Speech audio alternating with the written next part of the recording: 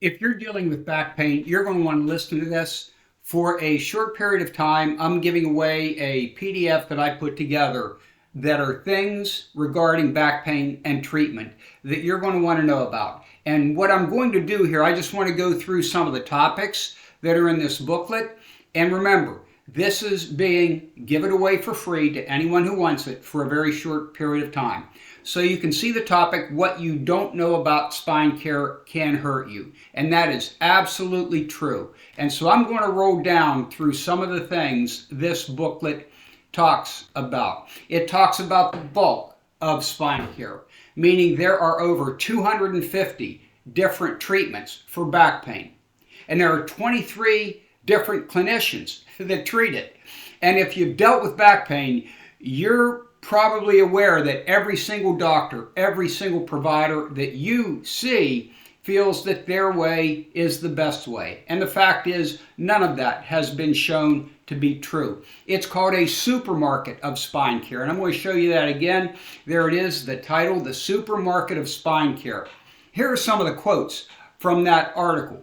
Patients with back pain are finding it difficult to make sense of the growing list of treatment options to promote a solution to that problem. Trying to navigate the range of those options without a guide is like shopping in a foreign supermarket without being able to understand the product labels. There's more to that I go into in the booklet. It talks a lot about the bulk. Then it talks about diagnosis.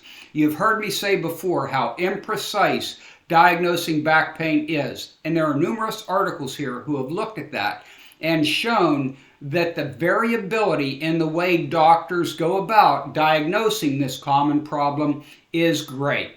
So if it were all scientific, wouldn't everybody be doing it pretty much the same way? That just doesn't happen. Now, let's move down a little bit more, and it talks about the course of low back pain and looking at how back pain responded to a variety of treatments.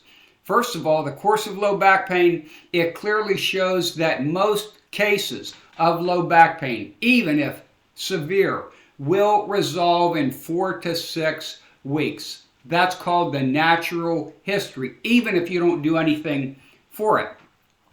And then we get more into bulk and we look at the various non-pharmacologic treatments, the physical therapy, the massage, the acupuncture, the chiropractors, things of that nature. And what this study that you're looking at here has shown is that no single treatment has been found to be superior to another. And in fact, this study also found that with respect to these treatments, the ones that did show a positive result or a good response when treating back pain were just minimal when compared to a placebo.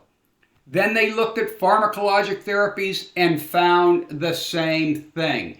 Numerous medications that have been used over the years have been shown to be completely ineffective. So let's move on down. This is really important what I'm showing you right here, this little chart. This chart outlines how treatment success is defined with small improvement, moderate improvement, and big improvement. This chart alone will give you a clear idea of what you should expect for any treatment that you may be seeking. I'm just going to go through the bulk. There's no need to talk about it anymore, and I'm going to get down here to bias, to business. There have been so many studies on this, and it's unfortunate that most of you aren't aware of how much bias there is in the back pain industry. That gets back to what I just said. If you're seeing a doctor or a therapist or a massage therapist, I can almost promise you they're going to think their treatment is right and they're going to believe in that treatment. This also shows, this article, that there is very little cooperation amongst the variety of different professions. Now, I know sometimes there is collaborative effort and that's good, but that is not the rule. It's more of the exception. And now I'm just going to get down here to one that I think is really important. And as I go through the business side of back pain care, you're just going to be amazed, astounded at how much money is being made on any number of treatments that have been shown to be relatively ineffective.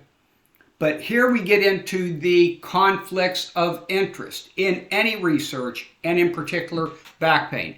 And you can see this fairly recent article right here that talks about the conflicts of interest between professional societies, doctors, and the agencies that are regulating them, as well as the companies that are researching and producing the medical devices or the medications. And the conflicts of interest are profound. And the amount of money that many of these regulators can make is quite a bit of money.